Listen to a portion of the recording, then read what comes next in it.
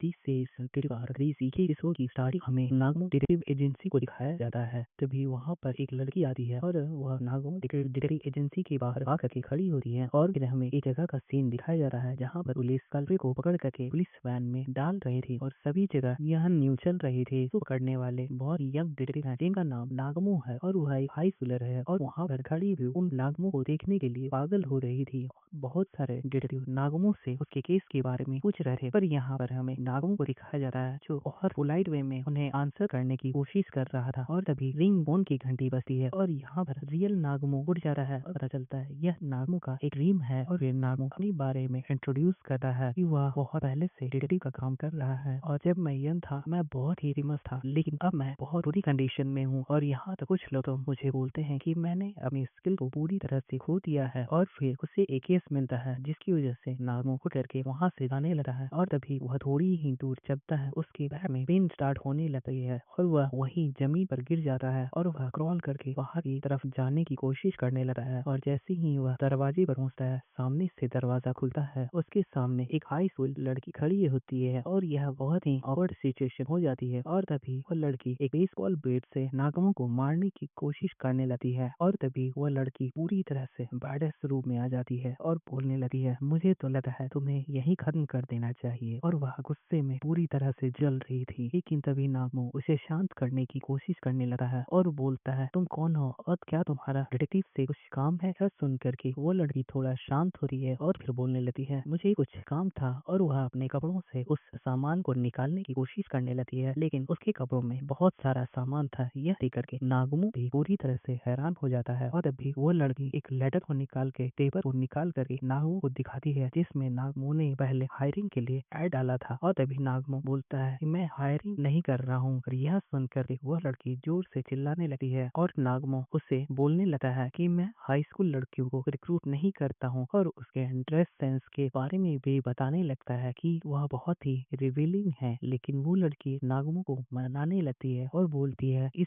समय तुम ओल्ड हो चुके हो और तुम्हें एक असिस्टेंट रख लेना चाहिए। और तभी नागमो अपने सीक्रेट को निकालता है और बहुत ही स्टाइल में बोलता है छोटी बच्ची डिटेक्टिव ऐसा कोई काम नहीं है जो जल्दबाजी में हो, इसके लिए तुम्हें बहुत ही पेशेंस चाहिए। लेकिन नागमो भी यह बात बोलते बोलते अपने ठरकीपन को दिखाने लगता है और जैसे ही वह लड़की इस चीज को महसूस करती है वह फिर से नागमो पर हमला कर देती है और वह एक बहुत ही भयानक फाइटिंग पोज को दिखाने लगती है। और तभी नागमो पूछता है कि तुम डिटेक्टिव क्यों बनना चाहती हो। और तभी नागमो उसे उस स्पीयर को साइड रखने के लिए बोलता है और यहाँ पर दिखाया जाता है उस लड़की ने उस स्पीयर को भी अपने ड्रेस के अंदर छुपा लिया है और बताने लगती है मेरी स्टोरेज की स्किल बहुत ही इम्प्रेसिव है। यह देख करके नागमो भी हैरान हो जाता है और वह नागमो के पास आकर के मिन्नतें करने लगती है और इसी बीच में वह नागमो के फेस पर एक पंच मारती है जिससे नागमो की नाक से खून आ जाता है और वो फिर नागमो के साथ खड़ी होकर के पोज देने लगती है। वह बताती है मैंने बहुत सारे नॉवेल्स देखे हैं, पढ़े हैं और बहुत सारी मूवीज डिटेक्टिव वाली देखी है। फिर नागमो बोलता है यह डिटेक्टिव के फील्ड में ऐसी चीजें वर्क नहीं करती हैं, लेकिन नागमो उसकी बात को नहीं सुनता है और वह वहाँ से चला जाता है और फिर वह अपने क्लाइंट से मिलता है। तभी उसका क्लाइंट उसे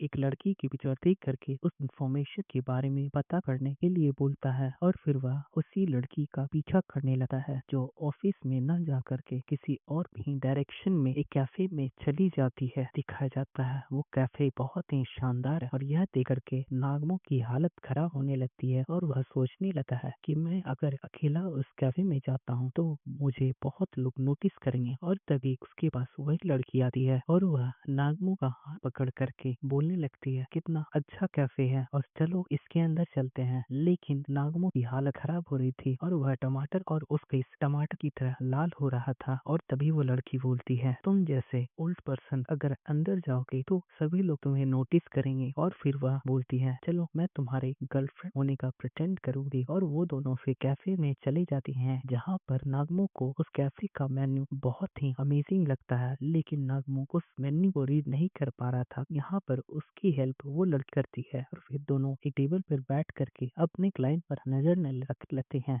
और वह लड़की भी समझ जाती है कि नागमो का क्लाइंट नागमो किस पर नजर रख रहा है और फिर नागमो उसके बारे में बताने लगता है कि इसके हस्बैंड ने मुझे इसकी इंफॉर्मेशन निकालने के लिए बोला था और मुझे बताया था इसके डे टू डे बिहेवियर के बारे में, जहाँ पर मुझे अंदाजा हो गया था यह लड़की चीट कर रही है अपने हस्बैंड को। लेकिन तभी नागमो के साथ लड़की बोलती है कि तुम उस लड़की को घूरना बंद करो, इसकी वजह से वह तुम्हें नोटिस कर सकती है। और फिर उन दोनों के बीच में गहरी सी नोक-झोंक दिखाई देती है और फिर वह लड़की बोलती है हम उसे बेवकूफ बनाने में थोड़ा तो सक्सेस हो गए हैं। और फिर वह लड़की बोलती है कि तुम कितने ओल्ड फैशन हो और अभी तो जमाना बहुत ही बदल गया है और यह नया वर्ल्ड स्मार्टफोन का है जिससे हम इजिली फोटो वगैरह भी क्लिक कर सकते हैं। और तभी नागमो उस लड़की से पूछता है यह स्मार्टफोन क्या है, और यह सुन करके वह लड़की पूरी तरह से हैरान हो जाती है और फिर वह उसे एक स्मार्टफोन दिखाती है और वह उस स्मार्टफोन के फायदे भी नागमो को बताती है। और फिर वह बताती है कि मैंने इसी स्मार्टफोन के जरिए से के कारण तुम्हारा पीछा किया और इस कैफे तक पहुंच गई। वह फिर नागमो की खामियां को बताने रहती है कि किस तरह से तुम्हारा हेल्थ खराब हो चुका है और तुम अपने सेंसेस भी लूज कर रहे हो धीरे धीरे। और फिर नागमो उसे अपनी पास की कुछ बातें बताता है कि जब लोग उसे ग्रेट डिटेक्टिव बुलाते थे और तभी उसकी क्लाइंट के पास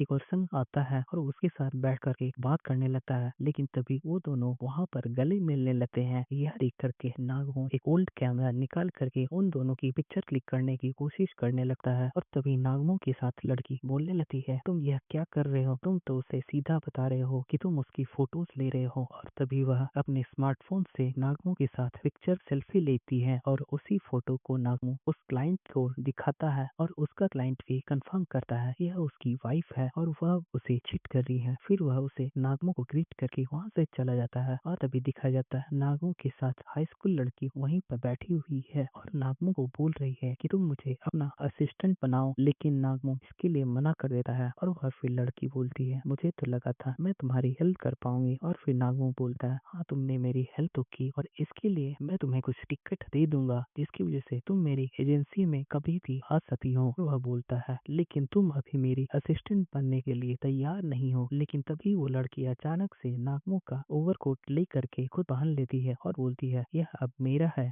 फिर वो वहाँ से जाने लगती है। तभी नागमो से पूछता है कि आज का तुम्हारा एक्सपीरियंस कैसा रहा और वह लड़की बताती है हाँ थोड़ा एक्साइटमेंट था। फिर वो वहाँ से जाने लगती है। तभी नागमो उसका नाम पूछता है और वो लड़की अपना नाम माशिरो बताती है। नेक्स्ट डे दिखा जाता है कि नागमो एक कैट को पकड़ के लाया है, लेकिन उसकी ऑनर बोलती है कि यह मेरी कैट नहीं है और उसे कैट की पिक्चर दिखाती है और बताने लगती है कि यह कैट उसके कैट से बिल्कुल भी कलर की सिमिलर नहीं है। तभी माशिरो बोलती है क्यों ना हम इस कैट को अपनी एजेंसी में रख लें और इसे अपना मैस्कॉट बना लें। तो उसे फिर माशिरो उस कैट को बहुत ही क्यूट बोलने लगती है। लेकिन तभी वो कैट माशिरो पे स्पिट कर देता है जिसकी वजह से माशिरो को बहुत गुस्सा आता है और वह कैट के हेड को मसलने लगती है। उसके बाद माशिरो ने एक पोस्टर बनाया था जिसमें नागमो डिटेक्टिव एजेंसी का एड था, लेकिन उस एड को देख करके नाग के एक्सप्रेशन कुछ ठीक नहीं होते हैं और दिखाया जाता है यह एड बहुत ही बकवास तरीके से बनाई हुई थी और उसके अंदर जो ड्राइंग थी वह भी बहुत ही घटिया तरीके से की हुई थी। लेकिन माशिरो अपने आप को किसी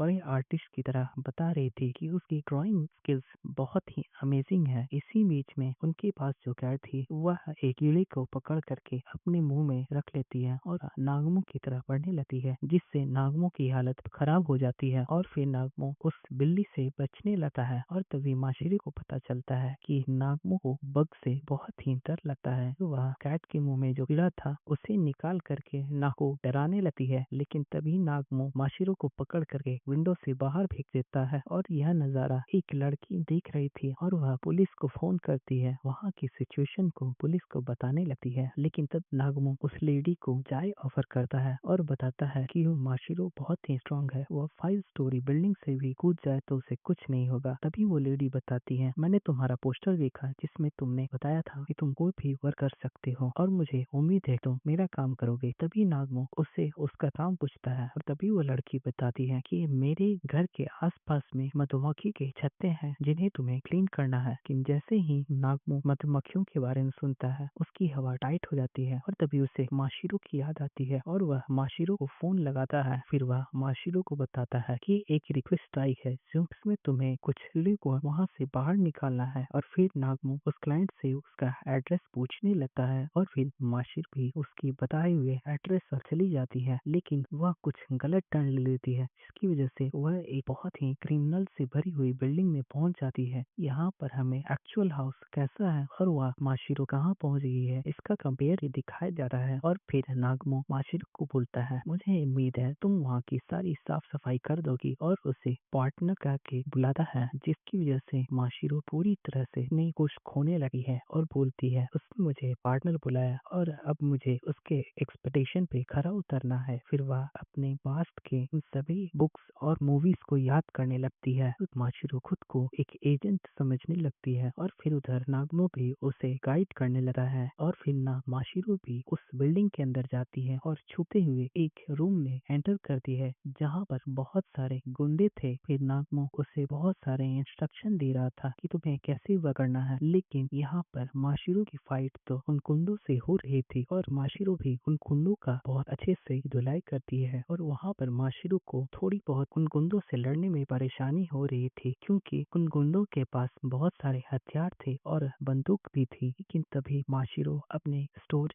से एक फ्लेम थ्रोअर निकालती है और उन गुंडों की तरफ फायर कर देती है। वहाँ पर सभी गुंडे जल भून जाते हैं और यहाँ पे माशिरो बिल्कुल बैडस लग रही थी। और उन्हीं गुंडों के बीच में एक गुंडा बच जाता है, जो माशिरो मॉन्स्टर की तरह देखने लगता है और वह सोचता है क्या मैं इस मॉन्स्टर को डिफीट कर सकता हूँ। लेकिन जैसे ही वह माशिरो के फेस को देखता है, उसकी हालत खराब हो जाती है और फिर माशिरो उस फ्लेम थ्रोअर को जैसे ही नीचे रखती है, सोचता है कि यही मौका है और मैं इस पर अब अभी स्ट्राइक करता हूँ तो इसे डिफीट कर सकता हूँ। लेकिन तभी माशिरो और भी दो स्वॉर्ड को निकाल लेती है, जिसे देख करके उसकी हालत पूरी तरह से खराब हो जाती है। और यहाँ पर इसका नाम नेजो तारो बताया गया है, जो याकुजा में आया था, 2 साल पहले रिक्रूट हुआ था और आज उसे मौत का सामना करना पड़ रहा था। और फिर तभी नेजो के दिमाग की बत्ती जलती है और वह माशिरो को के सामने घुटने पर बैठ करके माफी मांगने लगता है। और माशिरो भी उसे बोलती है कि यहाँ का काम खत्म हुआ। और नागमो भी उसे बोलता है गुड जॉब। नागमो माशिरो से पूछने लगता है क्या तुम वहाँ पे जो भी है उनके बारे में बता सकती हो। और फिर माशिरो नेजू का डिस्क्रिप्शन देने लगती है, जिससे नागमो को लगता है कि वहाँ पर एक पेपर वास्प है। तभी वो दोनों वहाँ डिटेक्टिव एजेंसी में रहते हैं और वहाँ पे न्यूज़ चल रही थी कि किसी अननोन पर्सन ने एक पूरी गैंग को डिस्ट्रॉय कर दिया। फिर माशिरो बताती है यह तो मैं थी। यह सुन करके नागमो के होश उड़ जाते हैं और फिर माशिरो नेजू को भी वहाँ पर बुलाती है और नागमो से इंट्रोड्यूस कराती है। और फिर नेजू भी पूरे एक्साइटमेंट में अपने आप को इंट्रोड्यूस करता है। तभी नागमो उसे बोलता है जाओ कॉफी बना करके ले करके आओ।